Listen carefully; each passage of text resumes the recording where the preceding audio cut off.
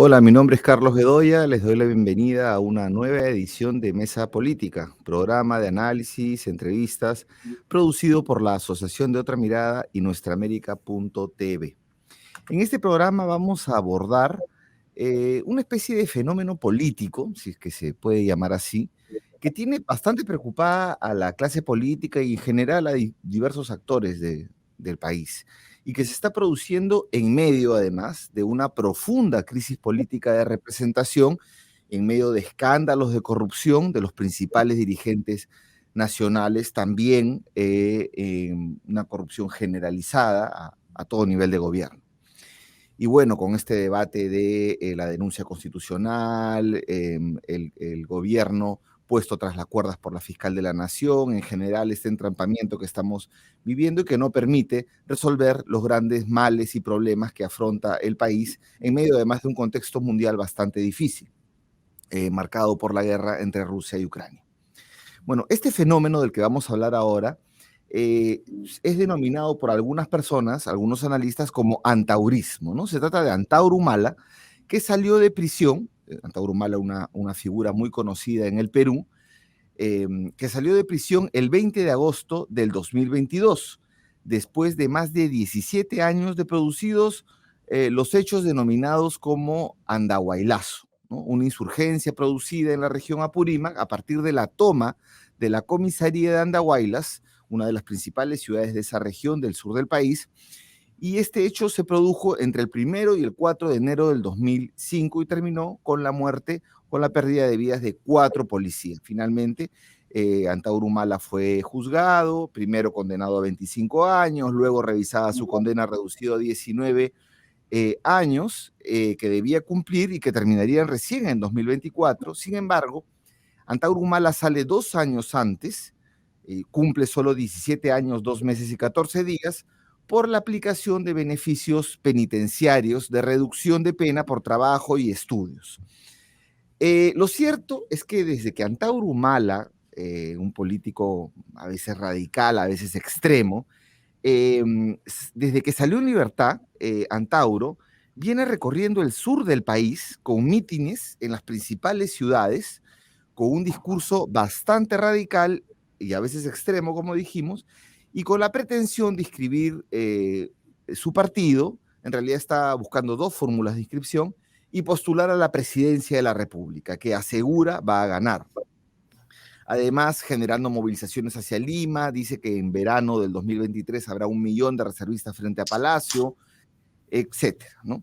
Bueno, para abordar este tema, esto que está sucediendo en el sur del país, tenemos al analista político cusqueño Carlos Paredes, que integra la Red Nacional Mareateísta y que conoce de cerca las movidas políticas o las principales movidas políticas en las regiones del país, especialmente en el sur. Bienvenido, Carlos, qué gusto tenerte aquí. Un gusto para mí, Carlos, y a la orden para dialogar sobre el tema que has planteado. Bueno, primero que nada, antes tenemos un pequeño video para mirar Antauro Humala que se produjo el 10 de octubre en Camaná, ¿no? Además en la municipalidad de Camaná. Lo vamos a pasar en un ratito. Antes quiero decir que sobre el antaurismo, sobre el etnocacerismo, que es esta corriente esta ideológica que promueve, cuyo mentor es Isaac Humala, el padre, se ha escrito ya bastante, ya hay bastante teoría escrita. Por ejemplo, tenemos la tesis del señor y Michelle Iván Mendieta Pérez, que se llama Camisas Verdes en el Perú, el proyecto del Estado de etnocacerismo, modernidad y nacionalismo. Ahí se puede, es de 2011, pero se puede estudiar bastante el contenido de esta corriente político-ideológica que propugna Antauro Humala con su principal difusor. También tenemos artículos como el nacionalismo está destinado a ser poder, que más que todo, perdón, es una entrevista hecha por Hernán de la Cruz en 2005 a Antauro Humala. También, ¿qué es el movimiento etnocacerista? Un artículo publicado en IDL, también por Michelle Mendieta Pérez. Esto fue un poco más reciente. y bueno, distintos reportajes de los medios de comunicación, sobre todo uno último que hay que rescatar de Convoca, eh, que se llama El mensaje extremista que Antauro Humala está llevando a las regiones del Perú, y detallan un conjunto de mensajes que ha señalado Humala en su paseo último por Arequipa, ¿no? El 8 de octubre, después de 10 en Camaná, luego ha ido a Ica, está yendo por distintos lugares, ¿no? Entonces, hay mucho material para analizar a nivel académico, a nivel político, pero antes de entrar contigo, Carlos, vamos a pasar a ver este video en Camaná, hace unos días, de Antauro Humala. A ver, Omar, por favor. Yo tengo que proseguir mi gira al sur. Estoy ya un poco damnificado. Ayer estuve en la clínica. Me estoy recuperando a punta de antibióticos y compatriotas. Yo les digo, tengo un compromiso con mi Perú, con el Perú profundo, porque yo también soy del sur, de Ayacucho. Tierra luchadora, como Arequipa, como Apurímac, como todo el sur del país, porque si ustedes leen la historia de la República, todas las grandes revoluciones, todos los grandes cambios sociales se han dado en la Sierra Sur. La abolición de la esclavitud negra fue un golpe de Estado que estalló en el sur. La abolición del tributo cobrizo fue un golpe de Estado que se inició en el sur. Entonces estamos viendo que en el siglo XIX, siglo XX, el Perú avanza con las revoluciones que hacemos desde acá. Por eso que mi gira empieza por el sur, y por eso que el etnocacerismo, que levanta la identidad nacional con nuestra huimara milenaria, es más fuerte en el sur. Bien, teníamos un pequeño extracto. Agradecemos al compañero Jorge Escudero, quien fue que grabó estas imágenes, estuvo ahí en Camaná. Lo primero, notar pues que parece que fuera un evento auspiciado por la Municipalidad Provincial de Camaná, está ahí. Entonces, no solamente tiene algunos apoyos o afiliaciones ciudadanas, sino también de autoridades, ¿no? Lo podemos ver claramente, parecía un evento de la municipalidad. Entonces, bueno, Carlos, para darte la palabra, ¿cómo ves lo que es el antaurismo, lo que es el etnocacerismo? ¿Cómo lo definirías? Bueno, la familia Humala, porque en realidad este es un proyecto familiar, diseñó toda esta propuesta, incluso inscribiéndola en registros públicos. Carlos Tapia le llamó la pyme etnocacerista. Y allí es que definen este tema del etnocacerismo, para decir que ellos no son de izquierda, tampoco de derecha, y que son un proyecto sustentado en una clase de color cobrizo. Es decir, tiene en su raíz un planteamiento racista que pretende con eso dividir lo que serían los desposeídos, que serían los de la raza cobriza, que están dominados por los criollos y europeos, y que el cambio en el país tiene que manifestarse en que sean los cobrizos quienes tomen el poder y aplasten a los criollos. Ese es, digamos, la base o el cimiento de donde se edifica una propuesta extremadamente autoritaria, porque todo lo quiere resolver mediante actos de violencia y de confrontación, donde unos derrotan a otros, unos acaban con otros. Y esto se manifiesta en todas las esferas. Se plantea la necesidad de acabar con las empresas extranjeras. Dice que expropiaría todas. Igualmente expropiaría todos los medios de comunicación que le llaman comerciales.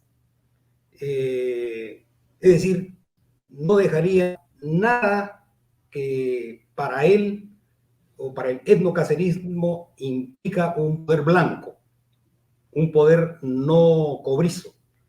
De otro lado, plantea un modelo de vida familiar, un modelo de vida de las personas, donde proscribe la identidad de género y plantea todas esas personas que no sean ni hombres ni mujeres estrictamente, deban ser proscritos por un lado y por otro lado incluso señaló en su momento fusilados, llegando a un extremo de esa característica.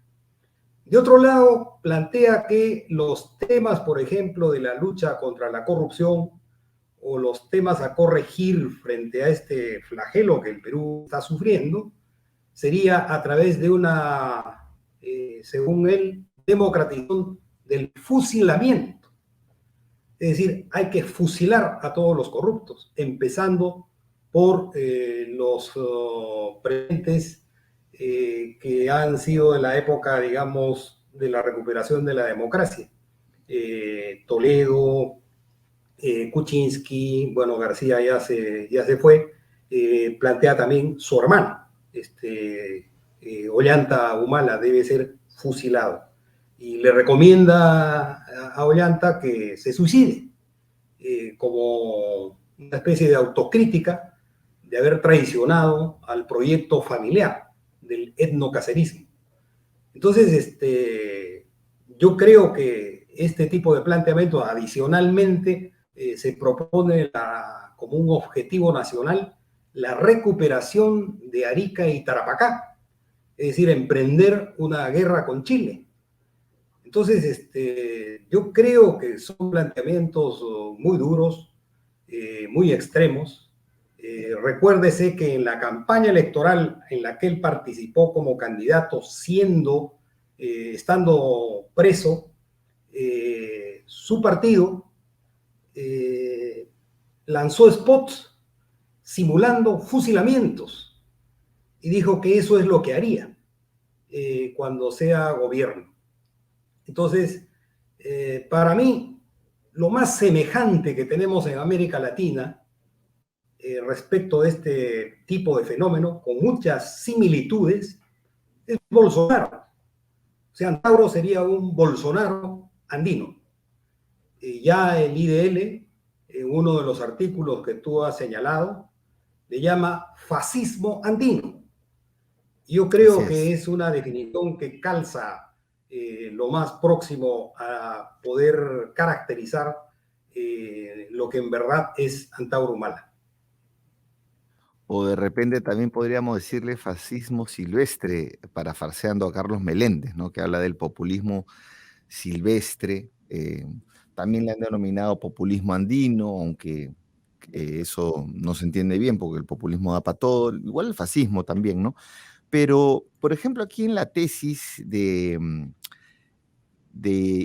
Michel Iván Mendieta Pérez, él señala si no me equivoco, bueno, esa es la página 96 de su tesis, está disponible en la Universidad Católica, señala que esta propuesta política del etnocacerismo tiene sus cercanías hacia propuestas de regímenes no democráticos o en su vertiente más radical hacia propuestas fascistas, dice, ¿no? Hasta esta parte de la investigación podemos lograr plantear algunas ideas cercanas del discurso etnocacerista hacia el fascismo, ¿no? Entonces plantea un cuadro, él dice, una característica del fascismo, nacionalismo extremo, chauvinismo. Y en el caso de esa característica, ¿qué elemento tiene la propuesta etnocacerista? La propuesta tiene una internacional incaica que implica principalmente la recuperación de los territorios controlados por Chile, lo que tú has señalado, la expulsión de las transnacionales, que significa un discurso cuestionador al capital extranjero. Otro es el rescate de los valores históricos tradicionales como característica del fascismo. Y acá, en el caso de etnocacerismo, valoración del imperio del Tahuantinsuyo, de figuras simbólicas como Manco Cápac, y que esto permite el interés de restablecer una segunda república. Otro elemento del fascismo tiene que ver con el totalitarismo, ¿no? Y en la propuesta etnocacerista se busca que el nuevo Estado tenga presencia en los diversos campos que conforman el país, económica, social, político, en la cultura, en las familias, en general, en todo. Luego está el tema del monopartidismo y como característica del fascismo según Mendieta. Y aquí coloca que el etnocacerismo, el partido, sería la directriz de la nueva de una directriz de la política peruana en una nueva etapa. No existen referencias a tolerar otras opciones partidarias. Y finalmente están dos características más, una que es la reivindicación de la superioridad racial, tú lo has señalado, ¿no? La valoración de la etnia cobriza, que debe llegar al poder tan igual como ocurre en el resto del mundo, el apoyo de una milicia, es decir, contar con el pueblo en armas, ¿no? Y ahí el etnocacerismo cuenta con el apoyo del movimiento.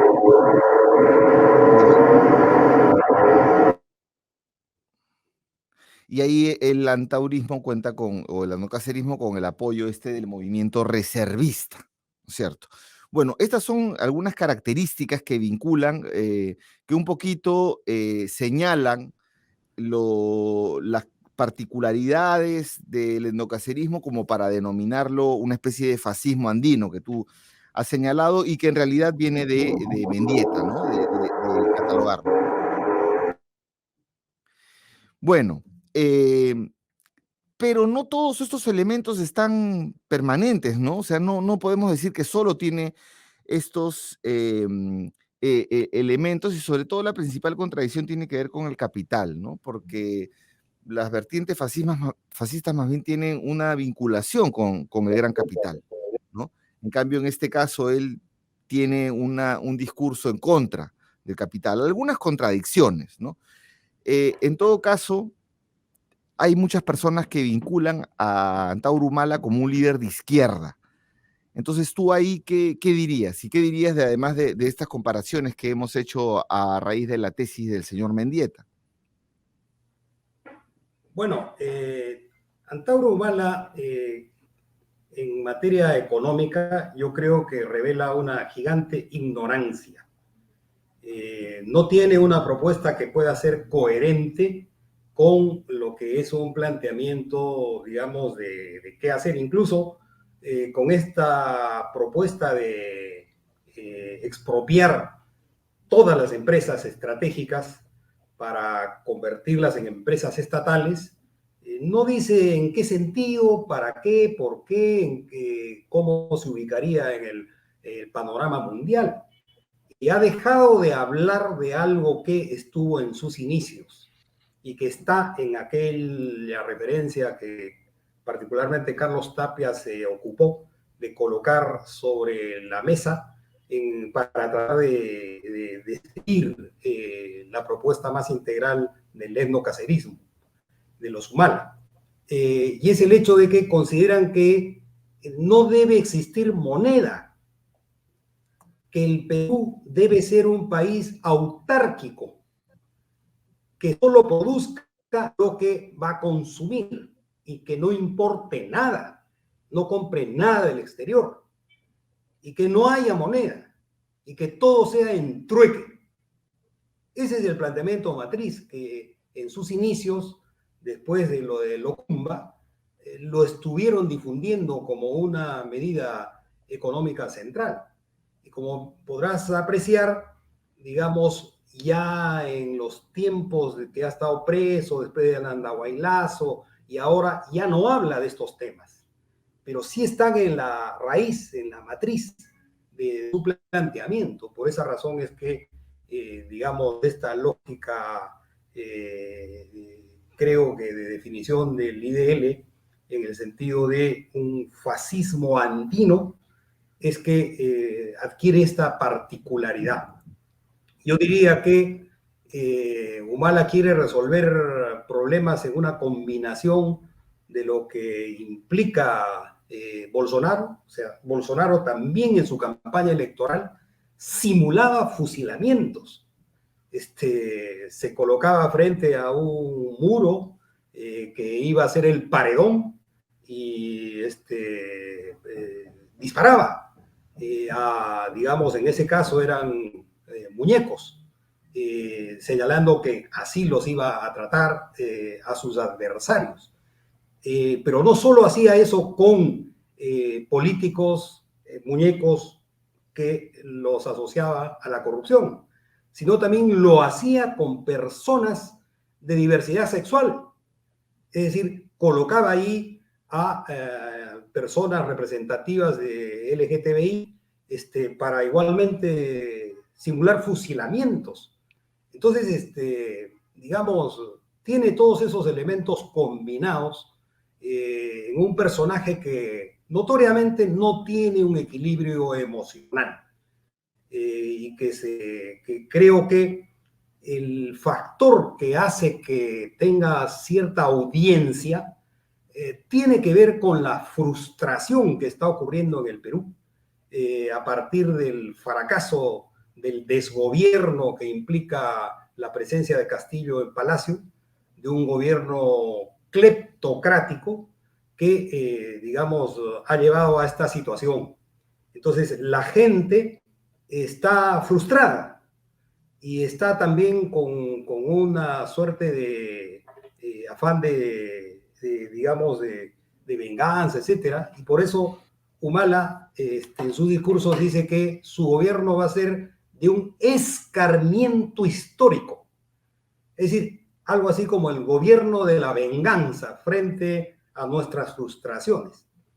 Y en ese sentido creo que está convocando a lo más rancio que podría haber en la sociedad como resultado de una tras otra y tras otra frustración, porque estamos frente a fracasos habidos en líderes en los que se confió, en gente que la gente fue a votar, colocó en el gobierno y al final terminaron traicionando ese compromiso con el voto.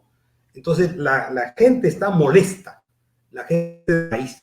Y frente a esa molestia, Humala le propone, vamos a darnos, vamos a ir a fondo en este tema, en un esquema autoritario, intolerante, en fin.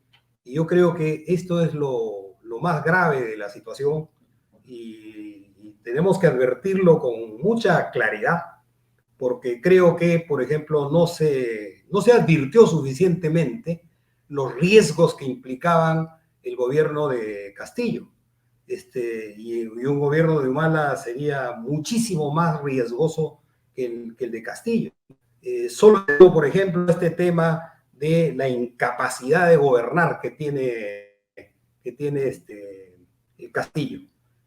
Castillo al final ha terminado, ¿no es cierto?, empoderando a quienes ya tenían un recorrido de cleptocracia en gobiernos locales. Los ha empoderado, los ha puesto digamos, en el manejo de instituciones claves.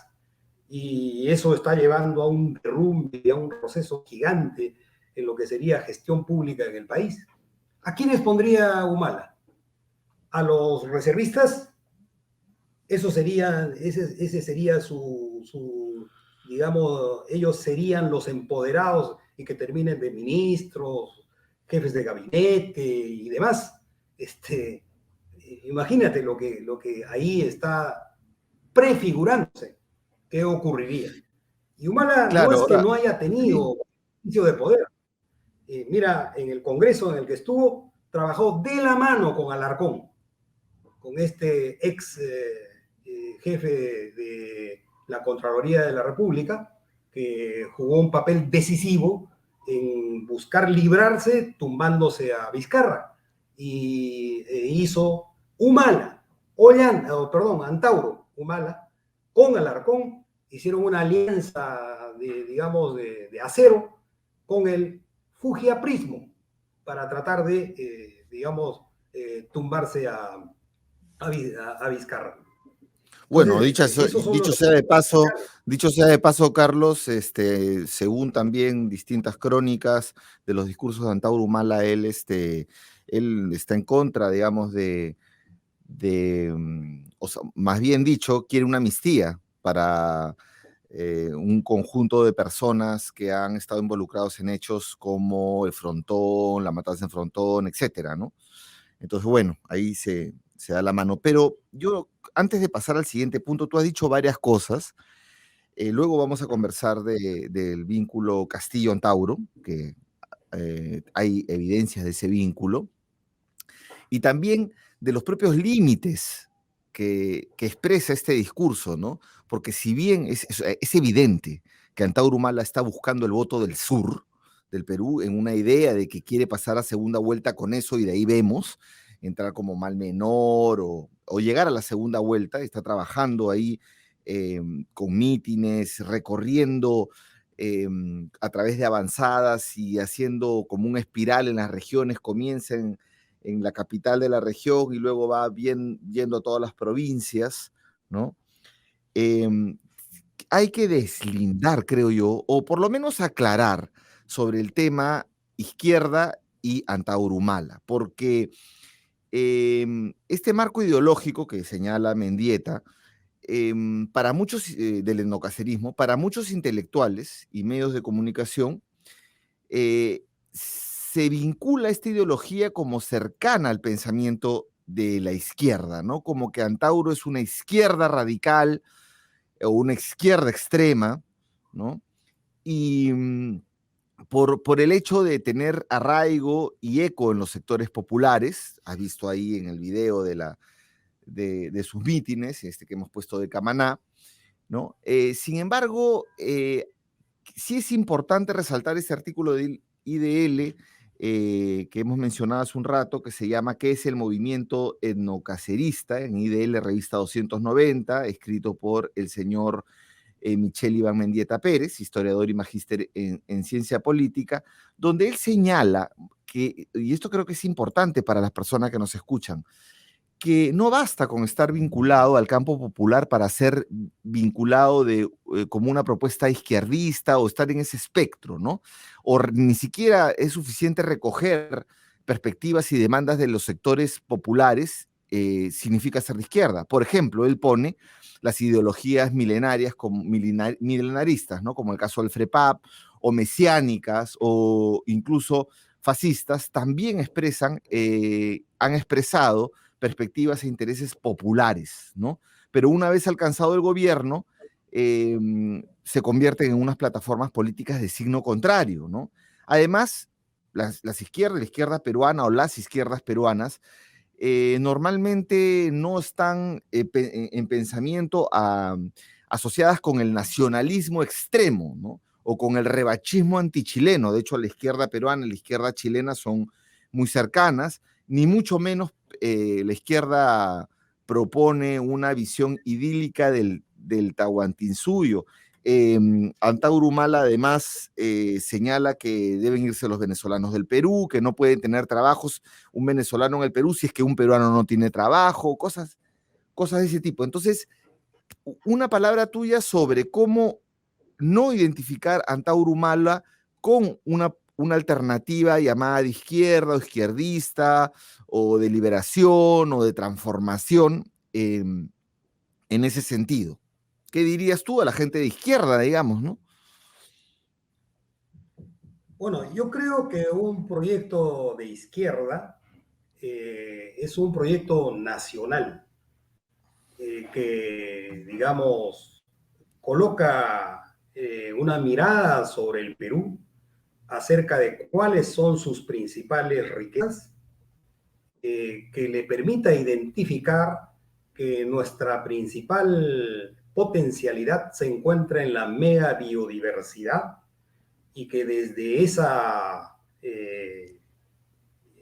actuación nos permita que el Perú rural pueda estar siendo el factor fundamental que ayude a que se resuelvan las brechas existentes y que hagan que el Perú sea una potencia mundial en relación a los temas alimentarios y todo lo relativo a la relación alimentación-salud. Y colocar el tema de la minería en un segundo plano, es decir, no abandonar, reformular para que pueda ser amigable con el ambiente y que pueda tener un reparto adecuado de la riqueza en función del desarrollo de los pueblos y de esta potenciación de la mega biodiversidad, y que haga del Perú de pequeños productores que hay en el campo y en la ciudad el eje fundamental de la búsqueda de un país que satisfaga sus necesidades. Todo esto en el marco de una democracia plena y que permita unir a todo el país en ese proyecto, en ese propósito. Yo creo que eso es la izquierda de hoy. Ese es el gran reto que tiene la izquierda. No es un proyecto vengativo.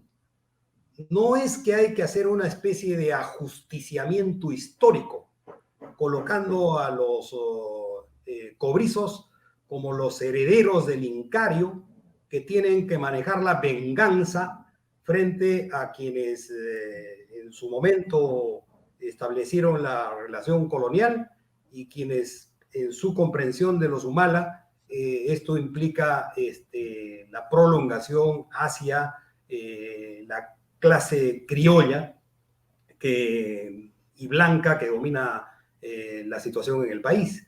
Yo creo que no es un proyecto vengativo, es un proyecto de unión de fuerzas, pero en base a un proyecto en el cual puede haber un nuevo reparto de la riqueza.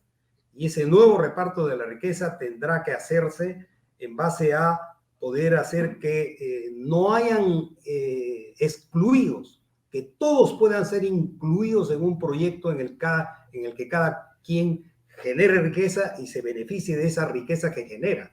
Y cancelar esta cosa de que hay que apostar por las grandes empresas para que se establezca un chorreo y a ver qué cosa me chorrea. Y cómo puedo yo de alguna de las gotas que chorreen. No es ese el proyecto, un proyecto de izquierda, pero tampoco es, ¿no es cierto?, este planteamiento que nos hace el Bolsonaro andino, vamos a llamarle, para que se pueda entender más claramente, porque, digamos, Bolsonaro también ha convocado sectores populares. Bolsonaro, incluso hasta hace 2 años, ha estado movilizando más fuerzas que las fuerzas que hoy acompañan a Lula y que han vuelto a copar las calles, y que en la compulsa de quién mueve masas en calles, ahora Lula mueve más que Bolsonaro. Pero hasta hace 2 años, Bolsonaro seguía siendo el gran movilizador de masas. Tampoco confundamos el problema de lo popular con, por ejemplo, un momento en que Keiko Fujimori, mientras gobernaba en el Congreso, sí movía fuerzas populares. A muchos, incluso intelectuales, lo llegó a decir que era el nuevo partido popular existente en el Perú. Pero quedó clarísimo de que se trataba de un partido que movía las fuerzas populares con tuppers. Es decir, contrataba gente para que se movilizara en función de retribuirles con una paga.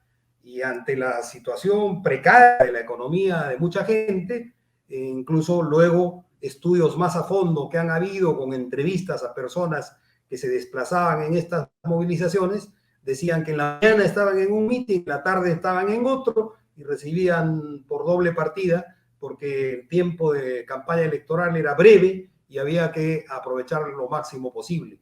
Y entonces hay mucha gente que se dedicó a, digamos, obtener recursos de economía de esa manera. Entonces, no hay que confundir esta situación de quién acompaña o alguna base popular que acompañe. Lo que sí creo que hay que advertir son los graves riesgos. Termino señalando en esta parte otro riesgo, Carlos. Humala dice que su propuesta está siendo amenazada. Lo quieren arrinconar. Y lo quieren arrinconar los criollos blancos y la prensa. Y que y él no se va a dejar arrinconar. Y que si hay necesidad de recurrir a la lucha armada, lo hará. Es decir, es un proyecto autoritario desde arriba, es un proyecto violentista que incluso no tiene pelos en la lengua para señalar que no tendría ningún problema en recurrir a la lucha armada. Entonces, nos ofrece digamos, un camino de espinas, un camino lleno de traumas y confrontaciones.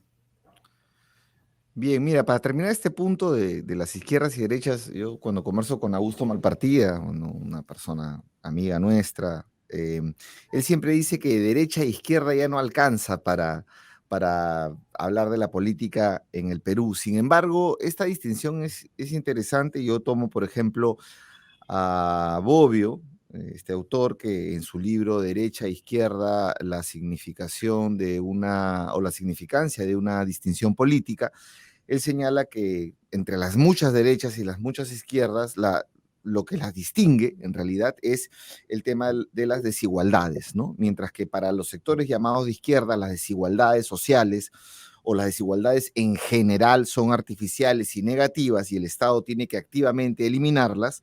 Para los sectores más de derecha, estas diferencias, estas desigualdades sociales y de todo tipo, son naturales y más bien positivas y el Estado debe impulsarlas o no meterse, ¿no?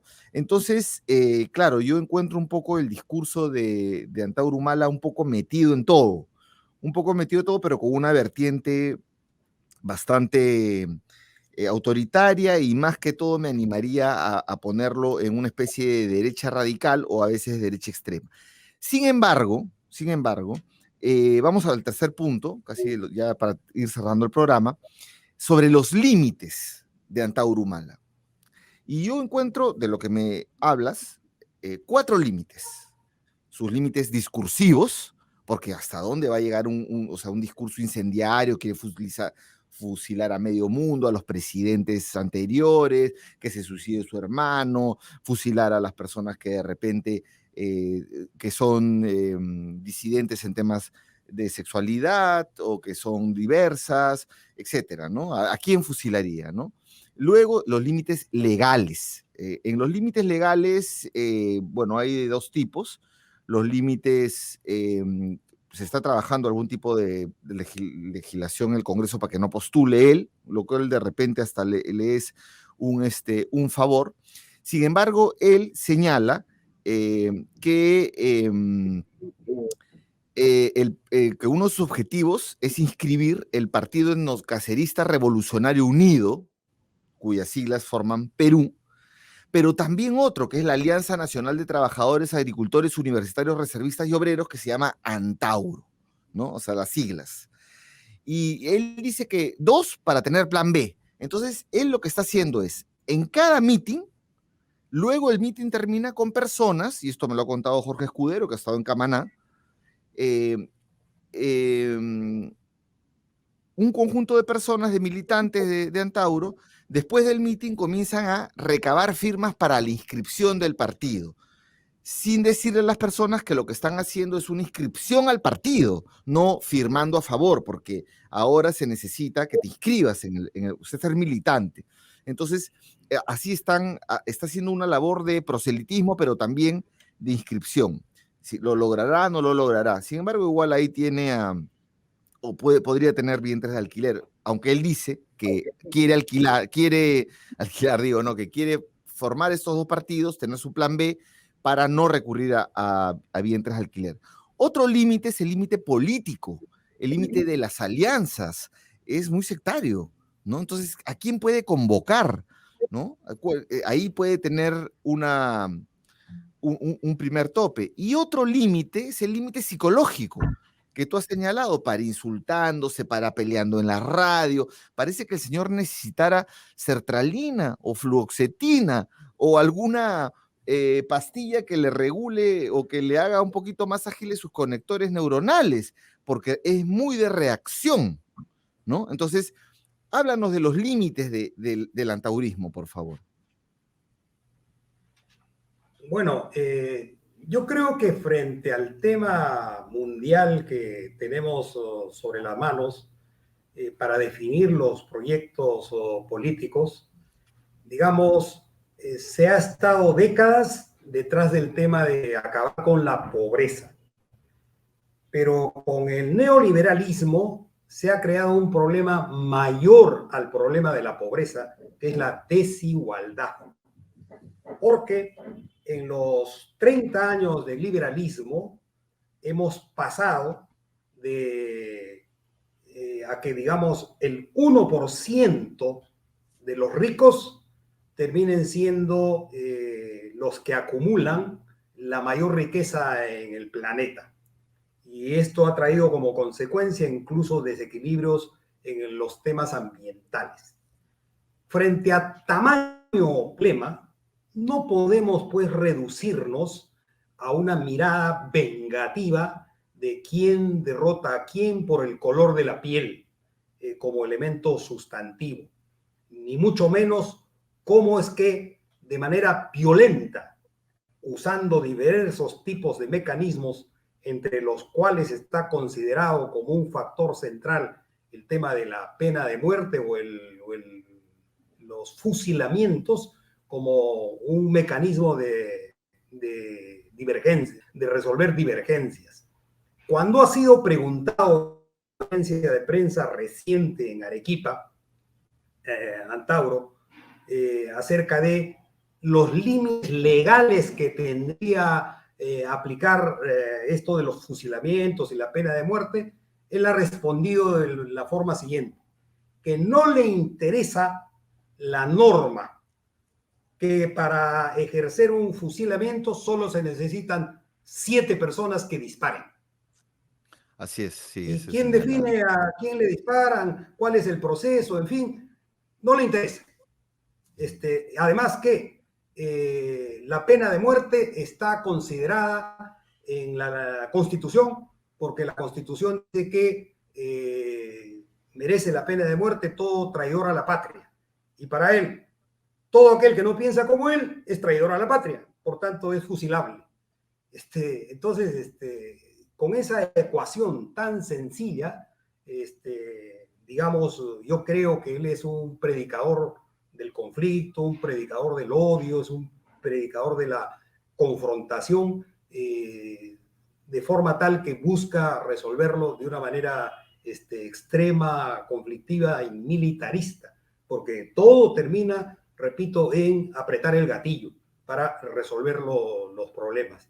Entonces, yo creo que ahí estamos ante una situación extremadamente delicada y requiere de justamente fuerzas de izquierda y fuerzas democráticas, liberales democráticos incluidos, el poder dar una prédica diferente, distinta, pero en base a también trazar un camino viable, realizable, concretable, acerca de cómo salir del hoyo en el que se encuentra en este momento el Perú, para las posibilidades de encontrar salidas democráticas y cerrarle el paso a estas aventuras, digamos, violentistas de corte notoriamente fascista. Ahora, Antauro Humala ha dicho el 8 de agosto en el mitin en Arequipa que en el verano del 2023 dice, vamos a llegar hasta el Congreso con 500.000 de etnocaceristas, agricultores, estudiantes y trabajadores para cerrarlo. O sea, eso es lo que él ha dicho el 8 de agosto y da cuenta el portal Convoca. Entonces, bueno, ahí empata un poco con los simpatizantes o, digamos, los asesores o los políticos vinculados a Castillo, ¿no? Que están en ese afán de cierre del Congreso, en contraposición de otras posturas que es más bien un adelanto a elecciones porque todo está bastante podrido. Entonces, ¿qué vínculos hay entre Castillo, y con esto terminamos, ¿no? Porque ya está larga la entrevista, contra Castillo y vínculos entre Castillo, el presidente Castillo, y Antauro Humala? Yo quiero decir dos y te doy la palabra. Uno tiene que ver con que el mismo día que salió, un día antes que salga en libertad, es decir, sale el 20 de agosto, el 19 de agosto de este año, Isaac Humala, el padre, reconoció que se reunió con Castillo. Pero además, ¿no? Además, en el Perú para poder aplicar a estos tipos de beneficios, es muy importante contar con el aval del gobierno, porque si el INPE no quiere, no quiere, pues calcula de otra manera, te puede enredar y no te suelta, ¿no? Lo hemos visto en muchos casos, pero entonces ahí se habla de una facilitación para que Antauro salga antes, porque es como una sonaja, pues, para distraer al gobierno. Y la otra tiene que ver con que inmediatamente sale Humala y se nombra, o por ahí, se nombra como ministro de Defensa al señor Daniel Barragán, que ha sido vinculado a Antauro Humala, incluso en la fórmula que inicialmente se presentaron para las elecciones del 2016, me parece, o del 2021, no recuerdo bien, donde Antauro Humala postuló la presidencia, luego le dijeron que no podía, y de vicepresidente en su fórmula estaba Daniel Barragán, ¿no? Entonces hay un nivel ahí de coincidencia. ¿Cómo ves entonces esta alianza o convivencia o nivel de acuerdo entre Castillo y Antauro Humala?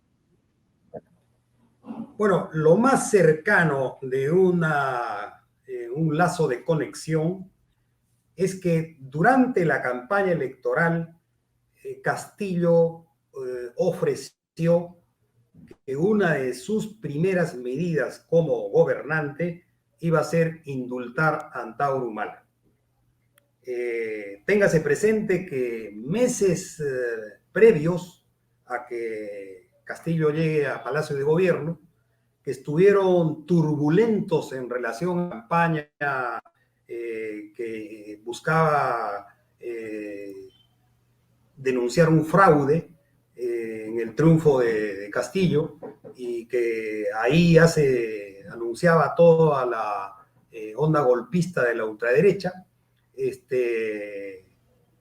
Humala le dijo a Castillo abiertamente que lo ponga en libertad y que le dé la responsabilidad de reinsertarse en el servicio activo del ejército, y que por lo que su promoción le correspondía ahora las jefaturas, él tomaría la conducción del Comando Conjunto de la Fuerza Armada y pondría al ejército al lado de Castillo.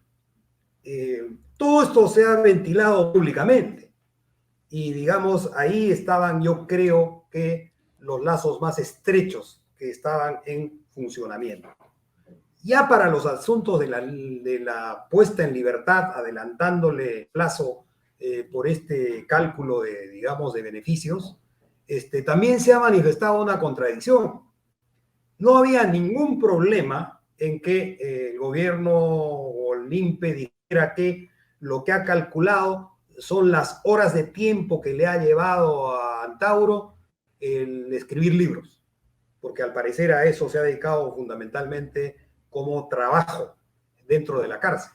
Pero no, presentaron que él había sido más bien un experto en manuales, elaborando Hello Kitty, muñequitos, en esa materia, cuestión que él respondió diciendo que esas eran tonterías que jamás se hubiera metido a desarrollar.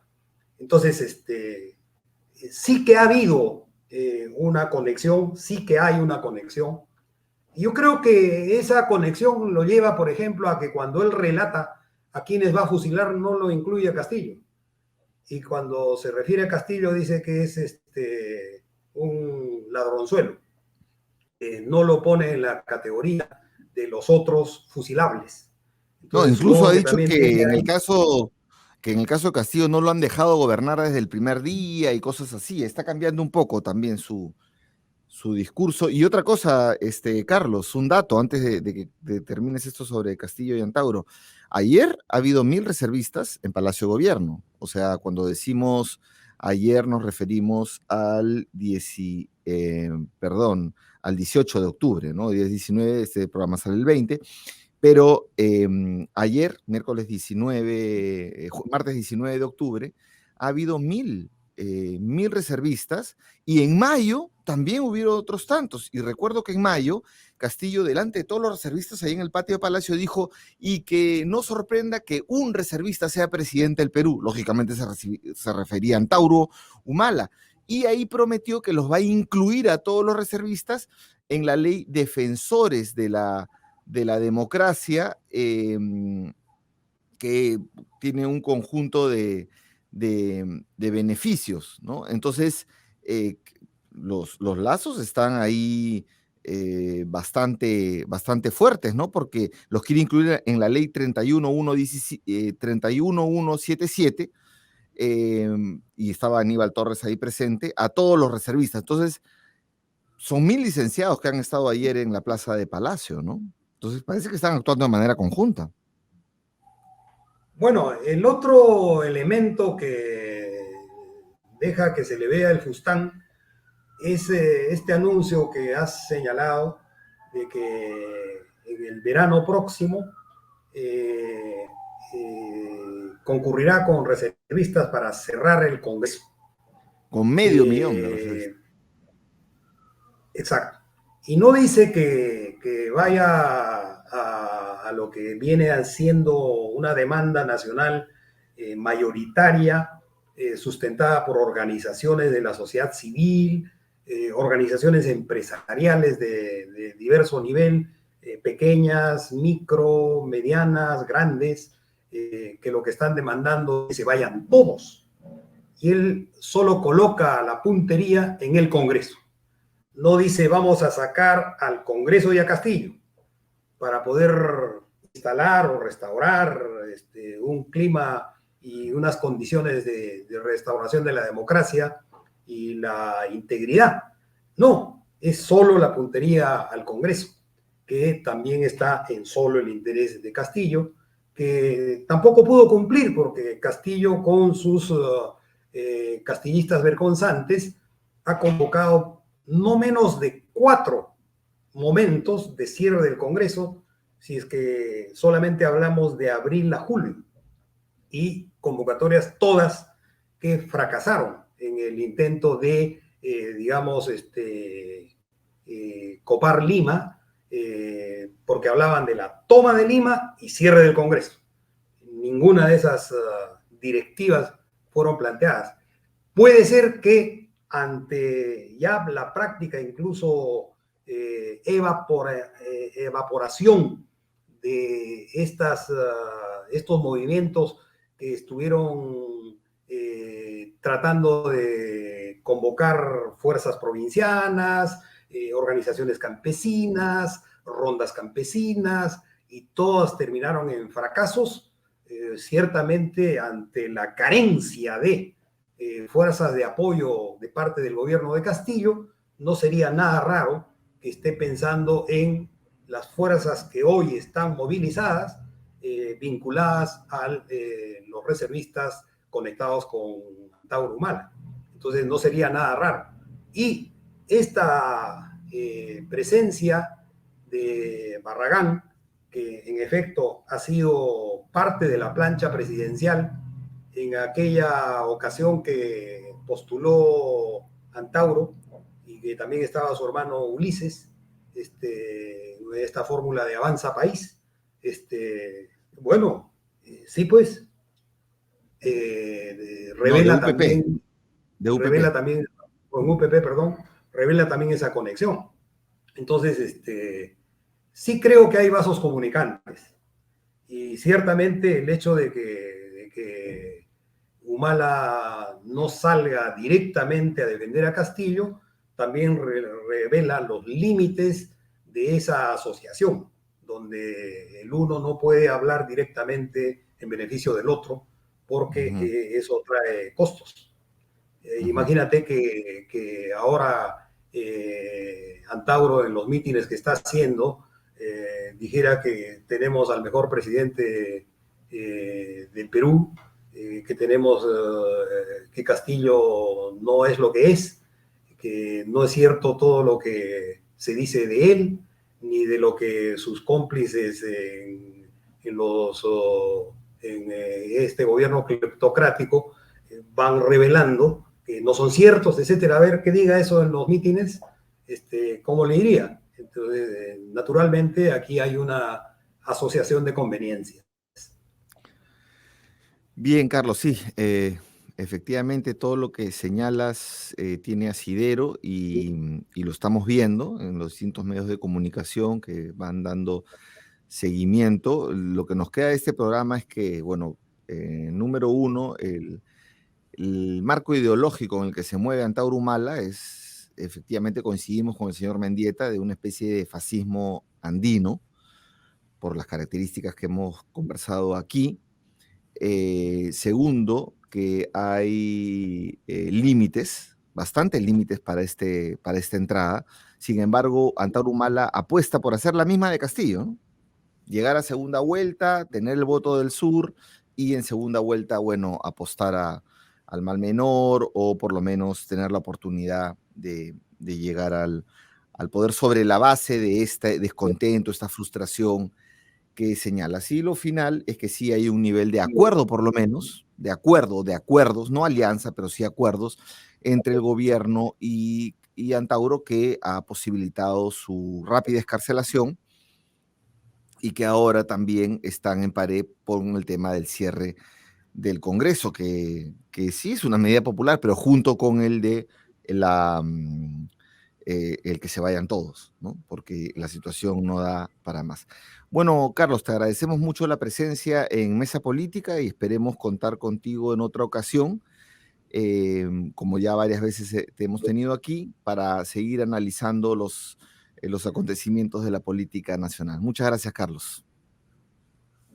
Gracias a ti, Carlos, el agradecido soy yo. Un saludo a Otra Mirada y a Nuestra América TV. Así es, gracias. Bien, y con ustedes, amigos y amigas, será hasta la próxima edición y les invitamos a entrar al portal de otramirada.p y nuestraamerica.tv para encontrar esta entrevista, muchas más y mucha más información. Gracias.